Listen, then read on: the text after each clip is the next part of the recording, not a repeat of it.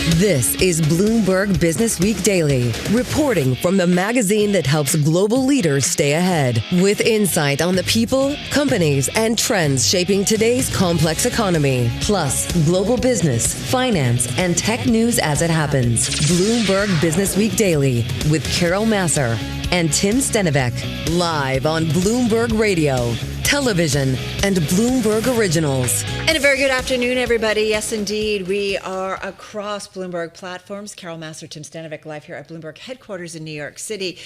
Most stocks are gaining in value on this first trading day of the third quarter, first trading day of the second half. Chip stocks, though, not doing so great. They're down. They're down. We'll talk about why that is in just a few minutes. But it's a rare moment for the S&P 500 when you type in WEI on the Bloomberg terminal. And sometimes it's green, sometimes it's red. Yeah. And ever so rarely, it's orange. Is that where we are? That's where we are right now. All right. It's an interesting day here as we get ready. I mean, I got to say... Orange because we are completely flat. Because we're flat.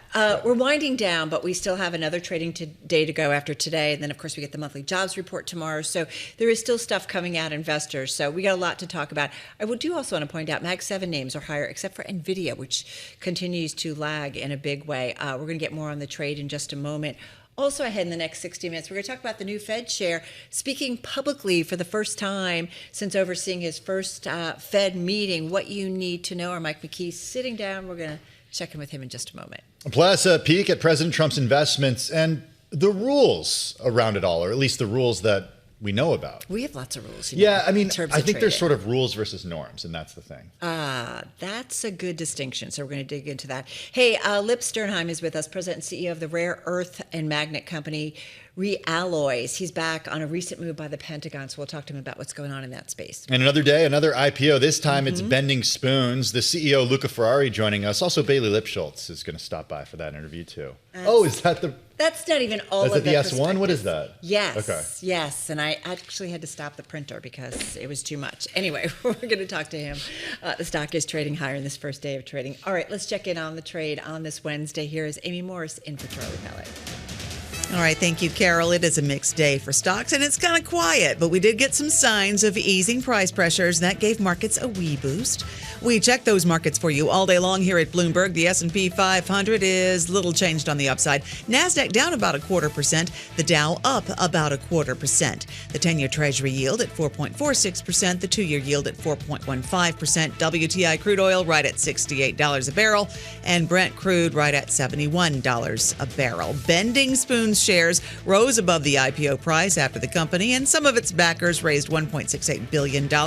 Bending Spoon right now shares about $38 per share. It officially opened at around $31 per share. The company acquires struggling software businesses. That's its gig. It owns AOL and Vimeo. Fed Chair Kevin Warsh said price risks have come down in recent weeks. He's determined to bring inflation back to the central bank's 2% target. He emphasized the Fed's autonomy in determining the proper policy course and says the central bank will deliver price stability. He also tapped former Bank of England Governor Mervyn King to co-chair the central bank's new task force on communications. Meta Platforms developing plans for a cloud infrastructure business to sell access to AI computing power and models, competing with industry leaders like Amazon Web Services, Microsoft Azure, and Google Cloud. The company is considering selling access to various AI models hosted on its existing AI infrastructure, as well as raw computing capacity. It's part of its Meta Compute initiative. Shares of Meta about 10% higher.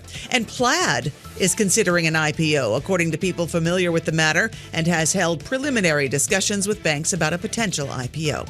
For on-demand news 24 hours a day, subscribe to Bloomberg News now wherever you get your podcasts. I'm Amy Morris. That's a Bloomberg Business Flash. Let's get back to Bloomberg Businessweek Daily with Carol Massar and Tim Stenivek. All right, Amy, thanks so much. Well, it was a central bank palooza. The head of the ECB, BOE, BOC, and of course, the Federal Reserve was at the ECB forum in Sintra, Portugal earlier today. You're a lot of acronyms there. Yeah. I was going to spell them out, but folks, you know what we're talking about. Sintra is nice. Yeah. Every time I see it, though, I think Sinatra. It's just Sintra. It's Sintra, Portugal. You've been there. I've been there once many years ago. Okay. Yeah. I tagged along on a honeymoon with a friend of mine and his new wife. Truly. Oh. Yeah. I thought it was really you guys fun. went there on No, honeymoon. we did go to Portugal on a honeymoon, but then we went back for a wedding. You tagged along with your... Yeah, for a few days. Okay, there's a story there. We'll get to that a little bit later on. Kevin Warsh, though, the new head of the U.S. Central Bank, it was his moment in the Portugal sun, if you will, as he made his first public comment since chairing his first FOMC meeting. And he talked a little bit about, I don't know, his reign so far and how he's thinking about the U.S. Central Bank. I do want to say, at least for the United States, this is a time of huge opportunity. And if the Fed can deliver on its remit to deliver prices, I've never been more optimistic about what the growth engine of the U.S. could produce. All right, so talking about the growth engine of the U.S. and also talking a little bit about prices, inflation, I guess you could say. Hey, let's get to it. That, of course, was Kevin Warsh there in Portugal. Back with us here on set is our own Michael McKee, Bloomberg TV and Radio International Economics and Policy Correspondent, joining us. What should we note from Mr. Warsh today? Anything that stood out for you? Not a whole lot. He did say that inflation had eased over the last few weeks, and we know that energy prices have come down. But he didn't say anything about what they're going to do afterwards. As a matter of fact, he pushed back every time somebody asked him about what he thinks is going to happen in the future. And he made the case again that he thinks forward guidance is bad, so they're not going to do it. It seemed like they all agreed that forward guidance is not something they want to partake in. Yeah, there are various ways of doing it. Certainly the ECB generally sets people up for what's going to happen next. The Fed has done that to this point. I sort of expected Christine Lagarde to say that the rate hikes that they're contemplating are off the table because inflation went down today. Their CPI was released today for the month of June, and it went down. But she didn't quite go there. They were all fairly circumspect, and what Kevin Warsh was talking about in terms of the economy was AI and the fact that productivity has gone up some, but will go up a lot, he believes. He also pointed out productivity, the AI in the short run is inflationary because there's so much demand for capital to build it out. But after a while, then the productivity should increase growth. He seemed rather chummy and friendly. Talk to us a little bit about his mode. I thought it was very stark, right off the bat, kind of making a joke, I think. I forget. Sarah Eisen, of course, over at CNBC doing the questioning, but I think she was trying to get, inflation transitory, and he just kind of had some fun with it. It seemed very different from a Jay Powell. It is. He's got a very different personality than Jay Powell. Jay Powell is very low-key. Kevin Warsh is very not low-key, whatever the opposite of that is. He's very outgoing. I saw a description of him the other day. I can't remember exactly where, but it said that he's a politician serving as a central banker. And what they meant was he's the glad-handing, knows-your-name, very outgoing kind of person. And so he did that. And then he had the confidence because he's worked with all these people before. He was on the Fed. He was during the financial crisis. All of them, except for Christine Lagarde, all of them were serving at central banks in lower level capacities, and they've all moved up now. And she was the finance minister in France. So they all knew each other for a long time. Well, thinking about his role as the head of the U.S. Central Bank, the politician-like quality that you described really could come of use in terms of getting people to his side and to agree to see his view over his term. Well, there's a feeling that could happen, but the thing you have to realize about the people who are on the Fed is all of them are very confident in themselves because they're very good economists. They've been around for a long time. And it's the big leagues. It's the big leagues. So I think his personality may help him in talking to people, but I don't think it's necessarily going to convince anyone. Could it maybe help him with the president? Well, that is probably true because he did get the job. Yeah. And all the reporting was that he told the president he would be on board with lowering interest rates, and now he's not lowering interest rates. There were some other comments, too, from some of the central bankers about politics getting in the way of what they're trying. I don't want to say getting in the way, but of politicians trying to influence rate policy, which I found notable because we often talk about that in the context of the U.S. central bank, but we heard about it from other central bankers today, too. Well, they all push back against it. They all run supposedly independent central banks, and they all want to keep running independent central banks. The interesting thing was when Christine Lagarde was asked about it, it was pointed out that she has 21 different governments pressuring her, as opposed to just the one in Canada, the UK, and the United States. Man, yes, right? And kind of corralling all that together. Hey, last question for you. Traders in the Fed funds market ramping up bets that the Fed will start raising interest rates, Mike, as soon as July. Previously unthinkable. Kind of a move that risks being derailed by a series of economic data. But anyway, when you look, we had another data dump. We have the jobs report tomorrow. The data on the economy, on jobs, on inflation, does that warrant the Fed raising rates? Talk to me at 8:30 tomorrow. I hate to tell you, but I'm actually taking the day off, and I will listen. Did you give her permission? Listen, it's all good. Just because she's off doesn't mean she can't call you at 8:30. Yeah, I know. That's true. Beyond, okay, but if we get a reasonably strong jobs report, then there's an underlying a floor for the Fed. They could raise rates if they needed to. But then we'll be watching to see what happens with inflation. If inflation starts to come down, they'll just stay on hold. And my bet is they are going to stay on hold unless we get some sort of surprise out of the data. And I guess look at wages, right, in terms of increases there, any kind of wage inflation. Yeah. Maybe I'll call you at 8:30. Maybe I won't. I can't promise you. You know where I am. I do. Bloomberg TV and Radio International Economics and Policy Correspondent Michael McKee. All right, Kevin Warsh's comments, we do want to point out among our most read on the Bloomberg today, but that ain't the only thing. Yeah, also among the most read are stories about, or a story about President Donald Trump's wealth, especially when it comes to crypto. The president reported earning at least $1.4 billion in 2025 from crypto and meme coin related businesses. That's according to his latest annual financial disclosure. We're talking World Liberty Financial. Mm-hmm. That's the crypto firm. There's also the meme coin business, CIC Digital LLC.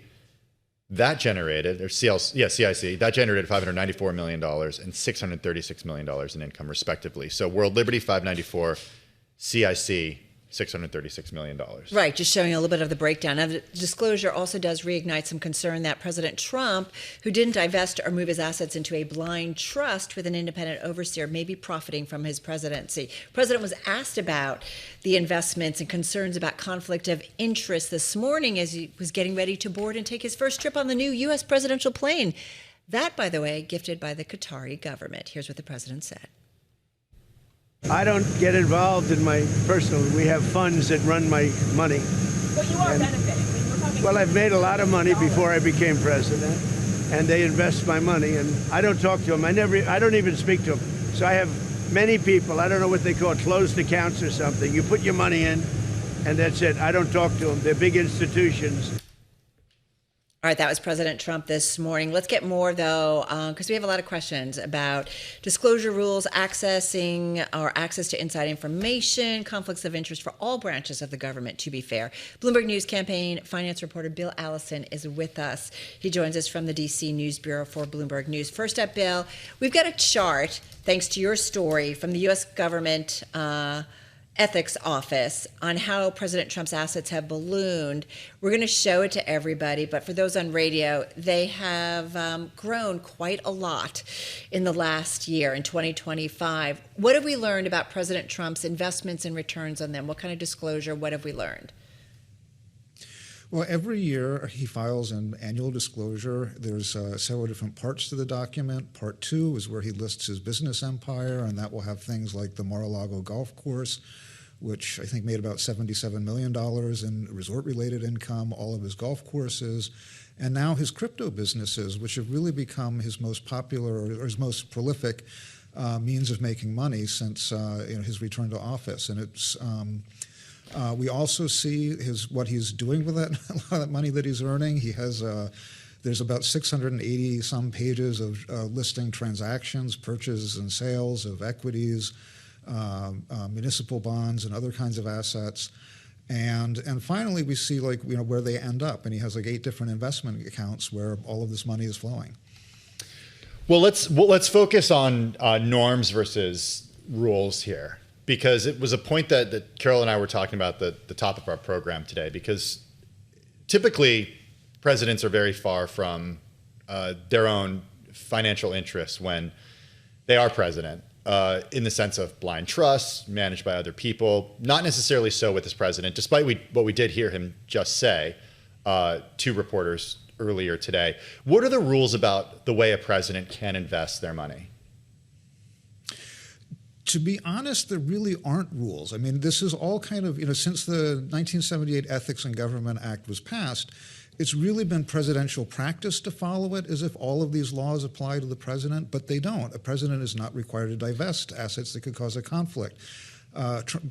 President Trump famously said before he entered office the first time, well, the president can't have a conflict of interest. And technically, of course, actually that's wrong, but technically in the law it's kind of right that because we don't want a president, his hands tied because he's worried, am I going to break the criminal conflict of interest statute or some other provision in the law if I make a decision that will affect my financial interests, but let's say will also save, I don't know, the East Coast from a horrible hurricane or something along those lines, or some kind of disaster. We want the president free to act without worrying. But as a result, it leaves the president much freer than, say, his cabinet officials or other members of his government to really do whatever he wants financially. So give us some perspective. I mean, what we're seeing with President Trump, typical of a president of the United States? I mean, what's usual? What's not? What's the norm for someone who is there in the Oval Office? Yeah, generally, I mean, if you go back, President Jimmy Carter went through his assets. He was the first president when this law was passed, and he figured out how he could comply with the law. George H.W. Bush, when he became vice president, put all of his assets in a blind trust, which lasted all the way through his 8 years as vice president and 4 years as president. It was run by an independent, independent overseer, so it was it was not something that he had access to or knew what decisions were being made. You get to Bill Clinton and Hillary Clinton; they did the same thing, and I think they kept their blind trust well into the 2000s. So presidents have generally tried to avoid these kinds of things. There have been exceptions. When Vice President Dick Cheney, the late Dick Cheney, was vice president, he kept stock and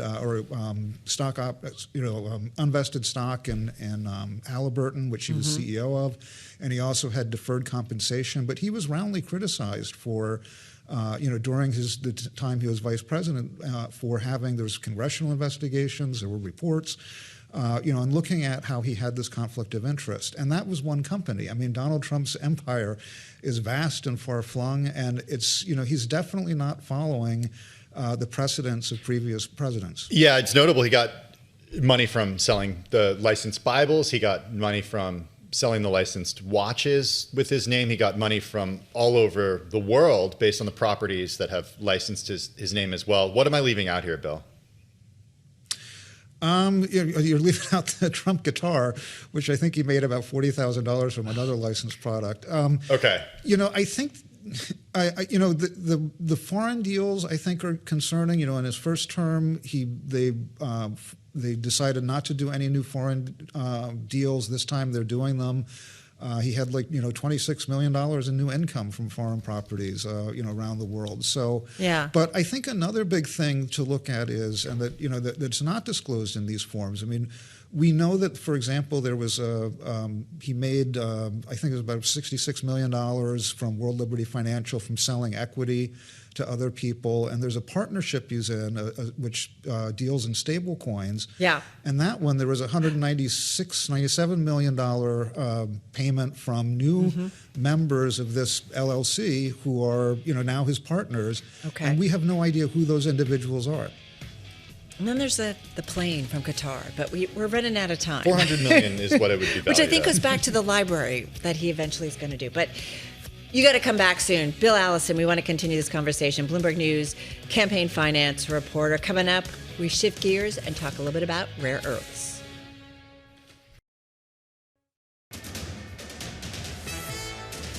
It's 2:21 on Wall Street. I'm Amy Moore as we check markets for you all day long here at Bloomberg. The S&P 500 is little changed on the upside. NASDAQ down 0.3%. The Dow now little changed on the upside. The 10-year Treasury yield at 4.46%. The 2-year yield at 4.15%. WTI crude oil at $68.38 per barrel, and Brent crude just over $71 per barrel. Checking Bitcoin now 2.4% higher, right at $60,000. And a new IPO to tell you about. Bending Spoons shares rose above the IPO price after that company and some of its backers raised $1.68 billion. Bending Spoons now more than $39 per share. Meta Platforms developing plans for a cloud infrastructure business to sell access to AI computing power and models, competing with industry leaders like Amazon Web Services, Microsoft Azure, and Google Cloud. The company is considering selling access to various AI models hosted on its existing AI infrastructure, as well as raw computing capacity, part of its Meta Compute initiative. Shares of Meta now 10% higher. Kroger has reached a deal to acquire Giant Eagle for $1.65 billion, adding about 200 stores in a Midwest push. Kroger, which operates several grocery store chains, has been trying to reignite sales under new CEO Greg Foran by cutting some prices to compete with rivals like Walmart, Costco, and Amazon. Kroger stock now little changed. For on-demand news 24 hours a day, subscribe to Bloomberg News Now wherever you get your podcasts. I'm Amy Morris. That's a Bloomberg Business Flash. Now back to Bloomberg Businessweek Daily with Carol Masser and Tim Stenovec. Great stuff. Amy, thank you so much. Amy Morris, of course, in for Charlie Pellet. Hey, you might recall last month, we talked about this, I believe, the G7 meeting of global leaders. The group agreed that no single country should supply more than 60% of their imports of rare earths by 2030. It's all an effort, Tim, to reduce the reliance on China. Yeah, the G7 leaders will aim for further reduction in their dependencies with a view to limiting exposure to 50% as soon as possible beyond 2030. Meantime, last week, U.S. Pentagon allowing critical minerals plants to build on U.S. Army bases, leasing land to companies that will build and operate critical mineral processing plants. I think a lot of people are wondering how long that takes and sort of like what the timeline is for that. And what's the structure between the government and really public-private sector? But it's a way to get around the environmental review. That's a good point. Yeah. Yeah. All right. So there's a lot going on in this space. We've got a great voice on this. Lipi Sternheim is president and CEO of the U.S.-based mine-to-magnet rare earth company, REAlloys. It's about a $923 million market cap company. Stock's up about 86% year-to-date, rallying nearly 6% in the past 2 days. Still down more than 20%, though, since late June. Stock was added to the Russell 3000, Tim, just on Monday. Well, the company also appointing a new CEO last week. Lipi joins us from Boca Raton, Florida. Lipi, good to have you on the program. You last joined us back in mid-May. How has your world changed since then? So far, so good. Thanks for having me on again. Last week, as you know, we announced that we partnered with the Army, which is very exciting. We raised $100 million in equity, also exciting.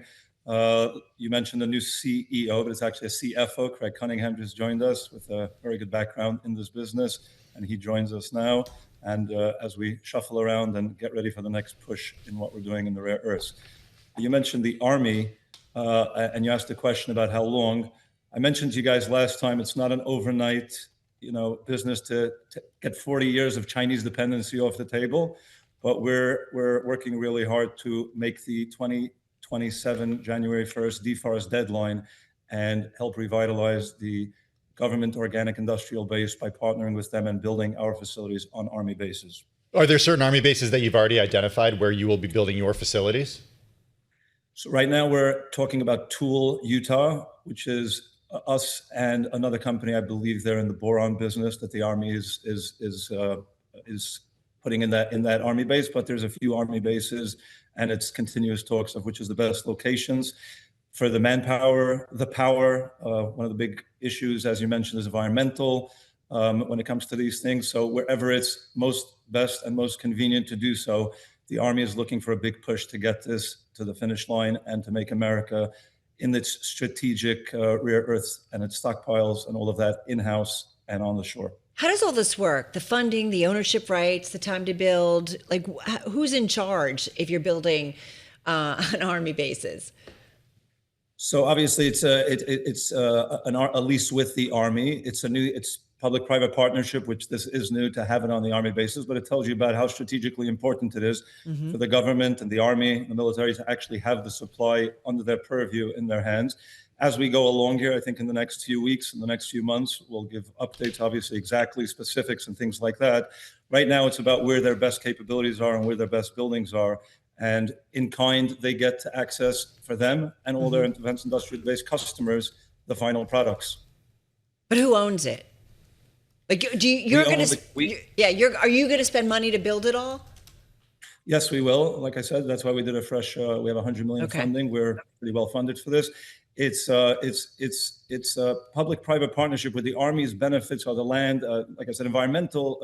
As Tim mentioned, it's not that you can just shoot through because it's the Army bases. You still have to go through things, but you're dealing with the Army and you're dealing with government sites. It's obviously a lot more efficient and easier, and the people behind it want it done. So hopefully that'll help. Well, especially in our case, as you know, we're doing it in a way that's helpful and better for the environment in the first place, as I mentioned last time I was on. But contrast that with how long it typically would take if you weren't doing this on an Army base, and you did have to work with different stakeholders within a municipality or within a local government. It would take much longer. Nobody in the government moves at the speed of light. The Army, on the other hand, is its own, I would guess it's its own entity in some way, shape, or form, and they can move things and they move fast. Army is the best we have. You talked about the environment, and we were talking with our own Joe Doe, who follows all this space, and one of the questions that came to mind is if you guys plan to metallize yourself, and this is where you strip away the oxygen, you convert the raw rare earths, right, and the mined earths into metallic elements. But you guys have been working, I think, on a process that is better for the environment. So what can you share with us on that? So we've come up with a way of hydrofluoric acid-free processing. As you know, I mentioned last time on the show, the processing currently that we do is in Saskatchewan. Mm-hmm. As I mentioned, rare earth, we're mainly focused on heavy rare earths. I believe we're one of the only one that's specifically focused on the military defense industrial base, which is what they need. It's the heavy rare earths, and most of those have uranium and thorium radioactive materials. Saskatchewan is permitted for that. That's where it's easy to do. The metallization that you mentioned, mm-hmm. which is taking it once it's in powder form to turn it into metals, and then from there into magnets, that's definite that it's going to be here in the U.S. The processing for the moment is still in the North America, but still in Canada at the moment, and we'll see how that goes in as far as bringing it here. But you will be doing it, and I'm just curious, if you do, how do you work alongside in conjunction with companies like Vulcan, USA Rare Earth, and Energy Fuels? So some of the companies you mentioned are in the magnet business, some of them are in the mining business. We work with some of the ones you mentioned, and some of the ones are just irrelevant to us. But for the most part, this is not. I've always said that REAlloys was not a company, with a mine and trying to make a business at the end. We're more of a consortium of all the right partners. Mm-hmm. And now with the Army, the best partner of all, and that brings the government as well and all their capabilities, et cetera, to make this a mine to magnet story. So all of the above with all of the companies that can help us or be, like I said, some of them are magnet makers. We're in touch with them, qualifying materials with them and things like that. So it's not a non-competitive thing where you have your own thing and you can't talk to anybody else. Libby, one thing I want to ask you, and if you go back 6-8 months, I feel like Tim and I were nonstop talking about this in terms of rare earths, and the government just talking about it a lot too. Is the U.S. government for this area and beefing up production here in the United States, is the support the same? Is it more, or is it a little bit less? The support from the government is from all different sides and all different factions of the government. It's all there. They're happy to help. They're eager to help. And this, again, with this deal with the Army, it's them helping behind the scenes, and anything that can help us with the partnership is things that they're offering. Again, it'll take time, but I think you'll see more from us on that later. But the U.S. government under this administration has created this business where it's a viable business. The G7 and the caps that they put on with the 60%, that helps the China dumping, which I was asked about that previously. It helps them on the light side, definitely. In our case, there's a law of DFARS on January 1st. Anything and everything that the government can do to make sure that in the next few years, this is a North American business, this is an Western alloy business, they're doing. There's no question this administration has done more for this sector than anybody else. I couldn't imagine anybody doing more.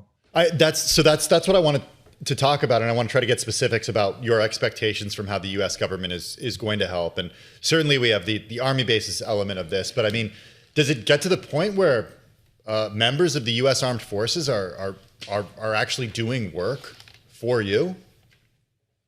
I think that's still to be ironed out, so don't want to speak ahead of myself, but the answer, I think, is yes. Wow. They will be involved. They want to know the processes. They can follow. I mean, it's on their base ultimately, so they can't see how, what, when, and where it works. I think it's in the best hands when it's there, but it's still a private company, private operation as a partnership. It's a public-private partnership. What are you waiting to hear still from the government about commitments?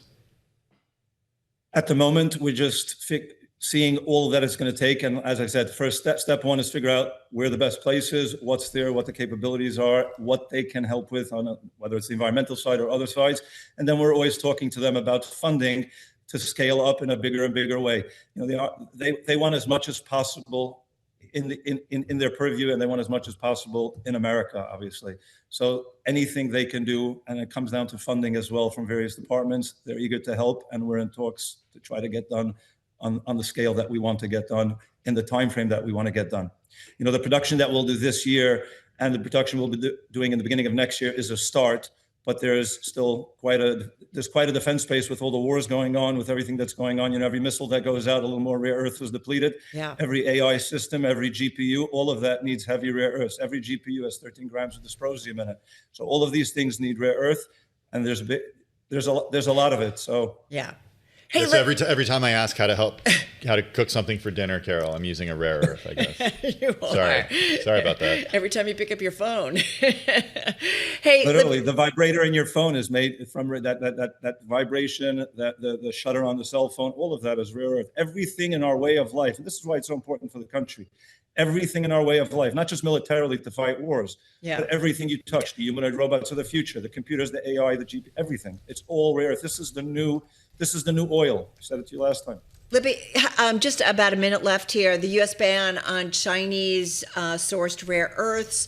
We kicked off this segment talking about kind of the G7 and what they are looking to do to limit, the reliance, if you will, on China. Without these, would your business be viable? So again, in our business, we're mostly focused on heavies. So the law in January 1st is you can't buy with a Chinese nexus. And we have a non-Chinese nexus. I think we're the only ones today that have a non-Chinese nexus completely. That's already in operation.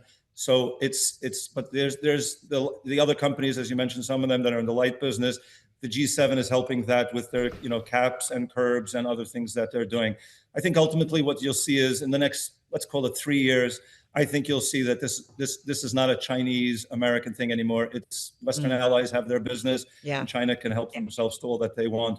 But they're doing everything in their power, and they continuously meet and try to figure out new ways to do this. But we're in REAlloys' case. Got it. We're good. The law is in our favor. All right. Well, we've said this before, and we'll say it again. Stay in touch. Love to hear what you guys are up to. Lipi Sternheim, he is president and CEO of REAlloys, joining us on this Wednesday. From rare earths, we're going to flip around a little bit. Yeah, something not so rare. IPO's bending Spoons CEO joins us next.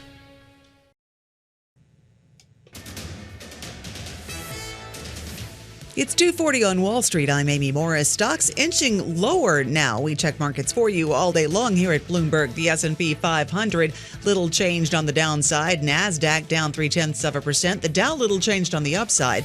The 10-year Treasury yield at 4.47% and the 2-year yield at 4.16%. WTI crude oil now at $68 a barrel, and Brent crude is about $71.50 a barrel. Bitcoin is about 2.5% higher at $60,000. Bending Spoons shares rose above the IPO price after the company and some of its backers raised $1.68 billion. Shares of Bending Spoon now about $39.50 a piece. That's $39.50 a piece. We're going to hear from CEO Luca Ferrari. That's just ahead. Fed Chair Kevin Warsh said price risks have come down in recent weeks. He's determined to bring inflation back to the central bank's 2% target. He emphasized the Fed's autonomy in determining the proper policy course. The U.S. decided against renewing the trade deal with Canada and Mexico, instead choosing to conduct annual reviews of the pact. Trade Representative Jamieson Greer says the agreement, USMCA, will remain intact for another decade, provided no other country exits. Nike shares climbed in early trading after the company reported its fiscal fourth quarter results, but executives gave a cautious outlook and warned about elevated consumer anxiety, adding to investor concerns about the sportswear company's turnaround. Nike shares more than 3% higher at this hour. For on-demand news 24 hours a day, subscribe to Bloomberg News Now wherever you get your podcasts. I'm Amy Morris. That's a Bloomberg Business Flash. Now back to Bloomberg Businessweek Daily with Carol Masser and Tim Stinovec. All right, Amy, thank you so much. Amy's been talking about this a lot today as well. We did get another IPO this year. Bending Spoons, parent of AOL, Vimeo, WeTransfer, Evernote, a few others, and its backers raising $1.68 billion in a U.S. initial public offering. The price last night above a marketed range. Company investors selling shares $29 a share, giving that company a market value of about $18.4 billion. Stock did open with a gain. Right now, the stock is up about just shy of 36%, Tim, at $39.42 a share. All right, not too shabby for four former college friends who founded the software roll-up and are now self-made billionaires. Let's get to it. We've got Luca Ferrari, the co-founder, CEO, and chair of Bending Spoons, joining us from the NASDAQ. Also with us, Bailey Lipschultz, Bloomberg News IPO reporter, who joins us here in the studio. Luca, I want to just start with what exactly the portfolio is and sort of how you want to communicate to investors what you're going to do with assets that many people remember from the world of Web 1.0. Thank you for having me, first of all. Let me explain how we operate, because it's quite unusual, perhaps unique. We've spent the last 13 years building what I consider an exceptional platform of very high talent density, a culture of high performance and rationality. 50 plus proprietary technologies and operating system for running digital businesses as effectively and as efficiently as possible, and a lot of data that helps us make better decisions at the stage of acquisition and then operations. And then what we do with this engine is we go and acquire digital businesses with unexpressed potential, and we integrate them very deeply onto this platform in a way that I haven't seen anybody do before. They share the entirely the same technological layer. We have a core team that moves fluidly across all our businesses, and we transform them deeply. We rebuild the org, the technology, the monetization. We accelerate innovation, launch new features. So it's a pretty unique model. And as you were describing, we have established over time a portfolio of brands, some of which are very well known and some of which are more dated. We also have bought more up and coming companies, but there's a bit of both. We win, we do well, not necessarily when the company we buy is young or old, growing fast or more stagnating, but when we can make that trajectory a lot better. So that's where we try to excel. Luca, we were talking earlier about this, and I just am interested if you can explain for viewers kind of the path to better monetization. Again, you have about 500 million monthly active users, but only a small fraction of that are actually deriving value from. What does that mean for the company going forward, and how do you grow that? Yeah, exactly. 500 million people use our products. Quote unquote, only 9 million people, so roughly 2%, pay for them, which obviously is an opportunity. We also believe that it's important to provide excellent value to our customers, so we're not looking to monetize as much as possible, and we're happy to have a vast population of users who use our products without paying, and they bring value through word of mouth, and that will probably continue to be the case. But yes, we have an opportunity to monetize better, and we have a history of doing that, I think, quite successfully. So yes, going forward, hopefully we can improve the percentage of our users who choose to pay for our products. And Luca, go ahead, sorry. Luca, no, just thinking through though, kind of what changes when companies go public. Now you have to answer to public investors, and obviously that draws the potential towards partnering with AI companies, letting them train their LLMs off of their data. How are you guys thinking about the potential partnership opportunities? Again, it's no longer a company where you and your friends are running it. Now you have to answer to the public investors. Is there any sense of pressure from them that you would need to better monetize and therefore partner with, say, an OpenAI or Anthropic? I think Bending Spoons hasn't been a company run by friends like that in a long time. We feel we are a highly professional organization. We've had blue chip investors on board for many years. Bailey Gift for Durable Capital have been with us for many years at this point. So we have operated as rigorously and seriously as it gets for as long as I can remember. Obviously, the constituents will be a little bit different as a public company, but we are. Well, I don't think we're going to change our views. We're trying to maximize value 10 or 20 years out, and we'll continue doing that. In terms of data, we have never sold any data. We've never enabled any third party to train their models on our data. We don't have any plans to do that. And I'll let you know if that changes, but right now that's our stance. Luca, I'm trying to understand though a little bit more too about the business model. You guys have identified more than 1,000 digital businesses in Europe and North America that could be attractive acquisitions over the next few years. That's according to your listing document. It feels like, are you just buying your way to growth and masking perhaps a slowdown in retention? Is that the strategy? Yes, we are buying as a key engine of growth. I think there's no difference in putting dollars against marketing-driven growth or R&D-driven growth or M&A-driven growth. They're just different levers you can pull. We found that with our platform, M&A has been by far the most efficient. We have doubled the company, roughly speaking, every year for as long as I can remember, so it's not too shabby. And we've barely raised any equity in the past. Certainly much more efficient than we would have achieved through more conventional means. And having said that, almost every time the companies we have owned, we have improved retention, monetization, organic growth. So we're managing these assets for the long run. We have never sold a company we've bought, nor do we plan to. We try to be excellent stewards of these businesses, again, with a 10, 20-year view, as long as we can project out. But yes, we do anticipate that the vast majority of our growth will come from acquisitions, and as long as that's where the highest returns come, we'll take it. We like it a lot. Luca, the next acquisition, look, tell us what it'll be. If you can, feel free. If you don't, I'm going to give you a gimme, or you're going to give me a gimme, I guess. What's the theme and the theme that you're looking for? We're not thematic as an acquirer. If you look at our portfolio, we have enterprise businesses, we have consumer businesses, we've got ticketing, we've got video platforms, a little bit of everything. So what we look for is businesses that we can improve tremendously, whether it's the product has a loyal customer base, but it's a bit dated, that you could overhaul the user experience, add features, improve the technology, whether it's the monetization is inefficient, maybe the cost base is bloated, maybe a bunch of these at the same time. And the let's say the customer-facing side of things can vary, but those fundamentals, they have to be, at least one or two of these have to be in place for us to be interested. We're always looking at a bunch of companies. Hopefully we'll acquire additional companies during the rest of the year. But yeah, even if I wanted to, I couldn't share any theme. That we don't think that way. Yeah, we aren't surprised by that. A good one by Tim, though. Luca, one question, though. When you hear SaaSpocalypse, does that present opportunity or does that present risks? Just thinking through the portfolios of companies, doesn't seem that difficult to me as someone who's not that smart to replicate some of the portfolio companies using a Claude, for example. Oh, I totally agree. I mean, it's very easy. I'd say it's been very easy for at least 10, 15 years.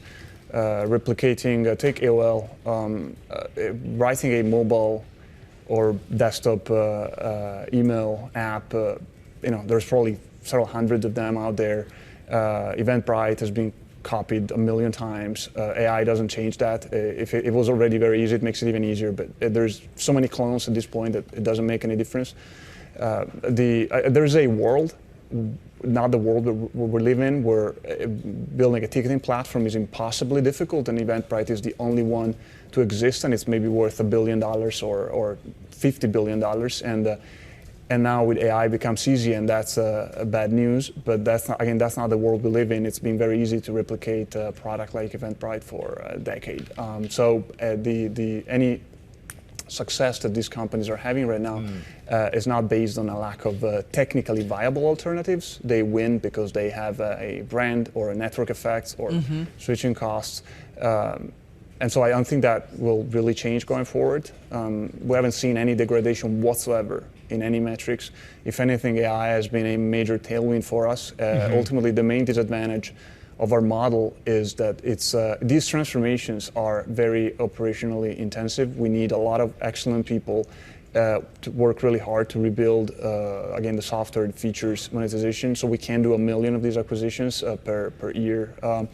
Not that AI solves that entirely, but it loosens that bottleneck substantially. Our revenue per Spooner is like our core team of people who help us transform the companies. Right. Went up from about $1 million in 2023 to a run rate of roughly $4 million in Q1 2026, with AI being clearly the main reason for that massive growth. So, yeah. Well, Luca, we don't have a ton of time left, and there's a few more questions we want to get to. I want to focus in on the AOL part of this. You bought that from Apollo, $1.5 billion approximately last year. AOL, in full disclosure, many years ago I worked at a version of AOL. It's known for still having people who actually pay for it, but it's just a shadow of what it once was. When you say you're trying to get more people to pay for the products and services that you own, how do you get more people to pay for AOL? So AOL currently has approximately 30 million monthly active users. Only a small percentage of these pay. Others are monetized through advertising. Unlike most of our user base, where often we don't use ads at all. Unlike people think, actually AOL has been growing for several years. I can't really speak as to what happened 10 or 20 years ago, but at least the last 3 or 4 years, it's been on a slow growth trajectory. We expect it to continue, maybe accelerate a little bit going forward. There are multiple opportunities to improve this business. As you could imagine, the product, I think the product is better than people think it is, but it's not on par with some of the competition. So we look forward to improving it substantially, both the email client and the web portal. Yeah. We believe that there is plenty of opportunity to improve the underlying technological foundations, especially the advertising tech stack and the recommender system that chooses what content you see on the web platform. I think it's one of the most exciting acquisitions we have carried out in recent years. Hey, listen, you and your co-founders, Luca, hold 100% of the Class A shares and almost 83% of the voting rights. We've seen this with some other tech companies. You're coming to market with a controlled company structure and a highly acquisitive strategy. What decisions, if any, should public minority shareholders realistically expect to influence over time? I think we will take input to heart. I'd like to think we have a history of intellectual honesty and open-mindedness. These are key values internally and externally for us. Naturally, if someone chooses to invest right now, we'd have to trust that we'll make the right call. That's what it is with this sort of governance. But I certainly can promise we'll be listening, not necessarily agreeing with everything we're told, but listening for sure. Hey, listen, as you know, it's very different to be a private entity and a publicly held company. What's top of mind, the pressures you think you might feel, though, now as a publicly held company? I don't know. I haven't done it before. I don't presume to know. I'm sure it's going to suck in many ways. We'll try to do our best not to succumb to the pressure and noise and stay focused on execution. We have a plan for the next 10 or 20 years. And it's going to be a challenge. We can't afford to lose focus. So that's the goal here. Stay, head down, work hard, stay rational. We'll see. We're optimistic, but I'm sure we could make mistakes. So we got to be careful. Well, I'll just tell you, every quarter, those earnings reports, we love to go over them. So we're looking forward to your first earnings report. Luca, are you going to go check out a World Cup game while you're here? I'd love to. I don't think I'll have time, but I hear it's been great. People are talking about repeating, again in the States in 4 years. So maybe that time I'll be able to attend. I think the folks at FIFA will have something to say about that. Luca, thanks for joining us. Appreciate your time. Luca Ferrari, CEO of Bending Spoons, the company going public today. Luca joining us live from the NASDAQ. Our thanks also to our Bailey Lipschultz, Bloomberg News IPO reporter in studio. He's coming up on Bloomberg Television on the close in just a moment. Hey, I'm Carol Master along with Tim Stenovic. Let's get to some stocks on the move. With us to do that, Bloomberg TV markets correspondent Nora Melinda. She's in the house. What do you got for us? Well, we've been talking about Bending Spoons, so I feel like it's only natural that we stick there. So this is ticker BSP. As we've been talking about IPOing, debuting in trading today on the NASDAQ. Stock is up pretty substantially. Of course, we know that this company's really been in focus. The CEO saying that it's almost like private equity had a baby here with Google. And when we think about this company, you see a lot of these tech startups spending all their money on building up these companies. Well, this company essentially sees it as snatching up some of these names that already exist. Mm-hmm. I know Vimeo is one of the names that they have in their Rolodex, if you will. AOL also in focus. But these are some of the companies that they kind of have that they're placing a bet on, what some people are actually calling a contrarian bet when you think about all the money that's being poured into tech startups. Given the reaction to the IPO, and at least its first day of trading, it seems like maybe if it's contrarian, the contrarians are winning today. Just gonna say they might just be. We shall see, but you're right. Doing well on its first day of trading. Let's go to Nike. Earnings came out after the close, ticker NKE. Yes, Nike shares up about 3.3% right now. This is actually a rebound from an earlier drop that we saw in the session. The company cut its revenue outlook for the next 2 quarters, and that's what you're seeing much of Wall Street really sinking their teeth into. So some analysts, though, are saying that maybe the sell-off for this company has gone a bit too far. If you take a look at the stock action, down about 34% year to date. BTIG saying that sentiment is, quote, overly depressed. Shares are still down, as I mentioned, about 34% year to date, which is the worst annual performance that we've seen in quite a while here. Brutal. It's really just this year. But can I just say, it was down a lot in the aftermarket last evening when it reported, and you are seeing it certainly has bounced off those lows and actually a little bit of a gain higher, up about 1.4%. Yeah.